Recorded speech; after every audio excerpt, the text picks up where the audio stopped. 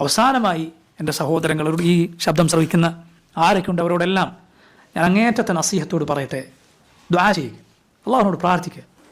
അവനവന് വേണ്ടി, മുസ്ലിമീങ്ങൾക്ക് വേണ്ടി, അവനവൻ്റെ ഹിദായത്തിന് വേണ്ടി, അതിൽ ഉറപ്പിച്ച് നിർത്താൻ വേണ്ടി. യഥാർത്ഥ വിജ്ഞാനം എന്താണോ അത് അള്ളാഹുവെ പഠിപ്പിച്ചു തരണേ. യഥാർത്ഥ വഴി എന്താണോ, ഏതേത് വിഷയമാകട്ടെ, അള്ളാഹു അതിൽ ഉറപ്പിച്ച് നിർത്തണേ എന്ന് ദുആ ചെയ്യുക. അവനവന് വേണ്ടി ദുആ ചെയ്യുക, മുസ്ലിമീങ്ങൾക്ക് വേണ്ടി ദുആ ചെയ്യുക. അവരുടെ കാവലിന് വേണ്ടി, അവരുടെ നാടുകൾക്ക് വേണ്ടി, അവരുടെ മക്കൾക്ക് വേണ്ടി, അവരുടെ സ്ത്രീകൾക്ക് വേണ്ടി നീ ദുആ ചെയ്യുക. നിൻ്റെ സ്ത്രീകളെയും കുട്ടികളെയും നിൻ്റെ കുടുംബത്തേക്ക് അള്ളാഹു കാക്കണം എന്ന് നിനക്ക് ആഗ്രഹമില്ലേ? നിൻ്റെ സമ്പത്ത്, നിൻ്റെ അഭിമാനം ഇതൊക്കെ അള്ളാഹു സംരക്ഷിക്കണം എന്ന് നിനക്ക് ആഗ്രഹമെങ്കിൽ ഇല്ലേ? എങ്കിൽ നീ മറ്റുള്ള നിൻ്റെ സഹോദരങ്ങൾക്ക് വേണ്ടി ദുആ ചെയ്യുക. അള്ളാഹു നിന്നെയും അവരെയും കാക്കും.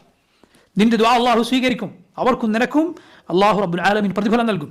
നബി സല്ലല്ലാഹു അലൈഹി വസല്ലം അലിക്ക് പഠിപ്പിച്ചു കൊടുത്തു, നീ ദുആ ചെയ്യുക, അല്ലാഹുമ്മ ഹ്ദിനി വസദ്ദിദ്നി, അല്ലാഹുമ്മ ഹ്ദിനി വസദ്ദിദ്നി, അല്ലാഹു നീ എന്നെ ഹിദായത്തിലേക്ക് നയിക്കണേ, നീ എന്നെ സദാദിലേക്ക് നയിക്കണേ. എന്നിട്ട് നബി പറഞ്ഞു, ഹിദായത്ത് ചോദിക്കുമ്പോൾ നീ ഹിദായത്ത് തരീഖ് ഓർക്കുക.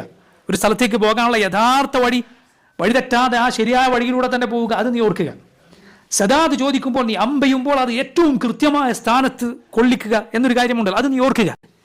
നോക്കൂ, ശരിയായ വഴി, ശരിയായ നിലപാട്, ഏത് വിഷയത്തിലും വഴിതെറ്റിപ്പോകാതിരിക്കാൻ അള്ളാഹുവിനോട് നിരന്തരം ചോദിക്കുക.